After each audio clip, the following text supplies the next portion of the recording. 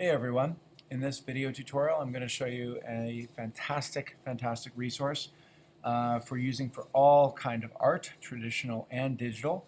In this video though we're going to combine it with our web painting app called Pixlr. So the site is called Sketchfab, and essentially it's basically 3D models that you can view online. And the cool thing is you can obviously rotate them around as you see me doing. You can zoom in. Can't zoom in on this one though. And you can see some really cool stuff.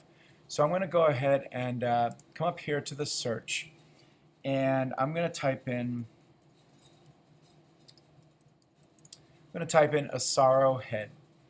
And the Asaro head, if you've never seen one or heard of one before, is named after a anatomy instructor, John Asaro, I believe was his name. And you'll see that if you look at this head right here, one side is a more detailed, higher resolution version, and then the other side, the right side, is a lower resolution. And you can buy these as sculptures that you can have on your desk, and artists have been using these for quite some time. But we have these. We have the Sketchfab version, which is awesome. So you can pay for the model, and that's great if you ever want to use the model in your own 3D stuff and video games, I guess. We're just here for the reference, and we're going to get some screenshots for reference. So I can go ahead and I can click on this model right here. And you want to give it a couple moments to load, and you can see here that clearly the right side is lower resolution, doesn't have as much detail, and the left side definitely has more detail. So you left click and you drag, and you can rotate it around, which is super cool. All different dynamic angles. If you have a scroll wheel on your mouse, you can zoom in. You can hold down your mouse wheel and you can pan, so you can get some nice close detailed shots. And then there you go. Let's see. One of the other really awesome features of Sketchfab is that you can also change the lighting. So on your keyboard, if you hold down Option and drag, you'll see that I can change my lighting there. I also have a drawing program happening right now, so you'll see that I'm making a brush stroke as I'm changing the light. So there it is. So there's the awesome lighting, and you can make it come back around and you get something that's just perfect. So you could say, okay, that's the angle I want. And then you hold down Option if you're on a Mac, Alt if you're on a Chromebook or Windows, and you can go ahead and move the lighting around to what you want. And then there you go. Okay. Down here in the bottom, you can change a couple of things, like you can actually experience this in VR. We're not going to do that, but you can also go here to full screen, which is really cool. All right, so if I'm pretty happy with that, now you're going to go ahead and take a screenshot. Okay, so I just took a screenshot, and then you can press Escape to get out of full screen mode. And then you can go ahead and close that. And so there's a whole bunch here. There's a whole bunch of just Asaro heads. Some are slightly different lighting, different coloring. That doesn't matter so much. They're just different. So if you like this one better, great, go for it. You can change it around. The colors, again, don't really matter. The nice thing is that you get some good suggestions over here on the right-hand side, and you can look up a whole bunch of other things. One more thing before we leave Sketchfab is you can do things like you can type in still life, and you can get some really cool things. So for instance, I could go ahead and I could look up this Cezanne model here.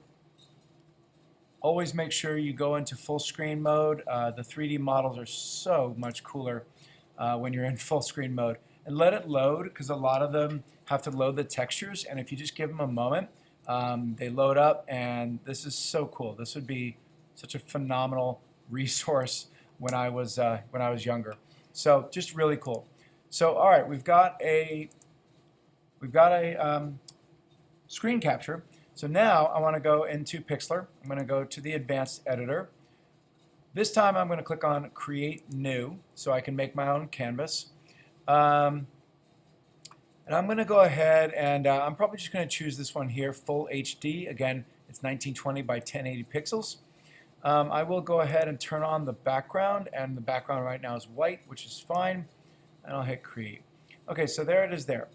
All right, so how do we bring in our reference? So what I'm going to do now is I'm just going to bring up my desktop here. All right, so here is my screenshot here, and I can just drag and drop it right into Pixlr, and it's going to ask you, do you want to create a brand new image using the screenshot that you took, or do you want to add it to the current? We want to add it to the current. So there it goes. It comes in nicely. Now I want to go ahead and I want to resize this layer. So now if you're doing, well, it depends. You don't have to resize it. I could use it like this, and I could then draw on top of it and reference it. So here's my suggestion. Let's have this one be the focus. So I'm not going to scale it down. I'll talk about why you'd want to scale it down a little bit later on. So okay, let's say I want to draw this. So first of all, I would come over here to the layers, and I would drag it down below my empty layer. Okay. You can click on the layer of the reference, and you can change the transparency. Okay, so that could be really helpful. I'm going to select my layer right now, and I'm going to press B to get to my brush tool, and I'm going to go check my brush. Okay, so I'll do a soft edge brush. I'll lower the opacity, just pretty light. Okay, and whoops, I should probably check my colors here.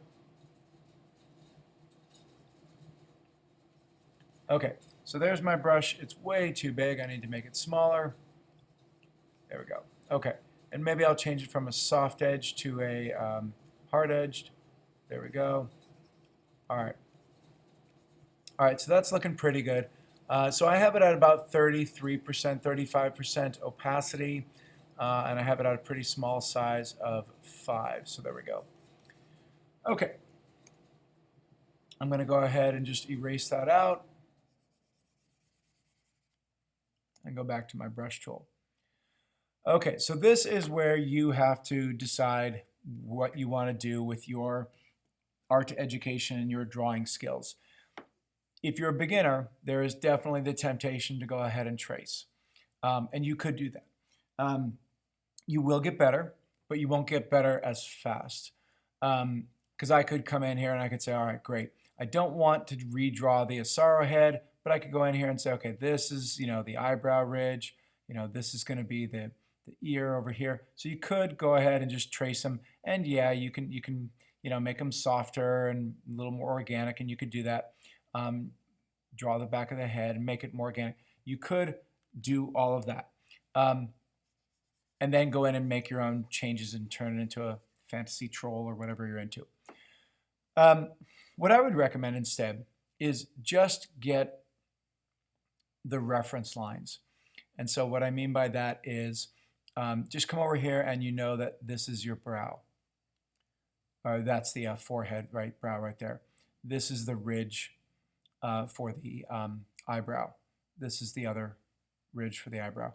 And just do notch marks for the most important sort of markers. So the tip of the nose, maybe the top of the nose there. The eye, you could do, this is the middle of the eye. Here's the other eye over here. The cheek line, middle of the lips, lower lip, bottom of the chin. You kind of get the idea. Again, top of ear, bottom of ear, back of head, maybe front of head. So you just get that. Now what you could do, once you feel pretty comfortable with this, now what you could do is you could then take your screenshot, grab the move tool, and you can go ahead and just move it directly off to the side. Right? Try to keep it in line as best as you can.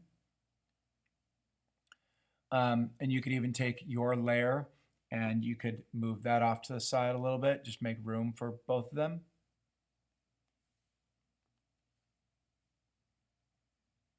And the cool thing is that you could always bring it back. If you really, really, really need it, you could always bring it back. So my layer here, go back to my brush tool, and then now you actually really try to draw. And yeah, there are going to be things that are going to be weird and messed up, but you know, you can at least say that this was yours. So now that I've got my references in here, maybe I'll come back here and I'll add a new layer. And this is my layer that I'll maybe lower the opacity of my reference lines. Just something like that. And then I'll come back here, and this is my actual draw layer. So I know that this is the tip of the nose, and that's going to then, you know, watching over here on the right, and that's going to come up, and it's going to come around here. It's really hard to draw and talk at the same time. Something like that. Then you can zoom in, you can get the eye, so you know this is, you know, about half of the eye. And you can get going around here. Now what you could do, one other thing that I just thought of is you could take the reference and you could go here on the little dots and you could duplicate it. So now I've got that there. And then I could take my move tool and I could go ahead and place it back under here, right? So this is kind of my check to see if I'm doing it correctly. And you can see already that I am off. And then the cool thing that you can do is you can just say to yourself, okay, I am still going to do this myself. I am still going to, you know, I want to do this because I want to get better. But I can see right here, I can see how far I'm off, right? Because you have to train your eye and your brain to see, to figure out proportion. So I can look at that and say, all right, I can see where I'm off. And then you come over here to your layers and you can just hide it, right? You just hide it. You go back to your layer, go back to brush. You know it's not quite right, so then maybe you erase. Okay, you know you need to come, you know, further up, you know, and over, and so you just keep going like that. And so now I can go up here, find the ridge. This is the top of the nose here, and then it's going to come out here. This here is the forehead, which comes across and then back down. And this is why the Asaro head is awesome, because you can just draw these sort of geometric lines and get them working here. So this is here and kind of connect the dots. This is the eye, which here would be the eyelid, lower, and you can kind of start putting things together. So this is a really good process. And again, just go back and forth until you don't need the help anymore. And it's a fantastic way for beginners. It's completely free, and it just works. And because of Sketchfab, thank goodness for Sketchfab, you can get all these fantastic objects, very stylized, very realistic, human anatomy, etc. And you can do any angle, and you can change the lighting, which is just so cool. So I'm really looking forward to sharing this with my students, and I hope this helps you out. All right, thank you very much, and I appreciate you checking out my videos and my channel, and I will see you next time.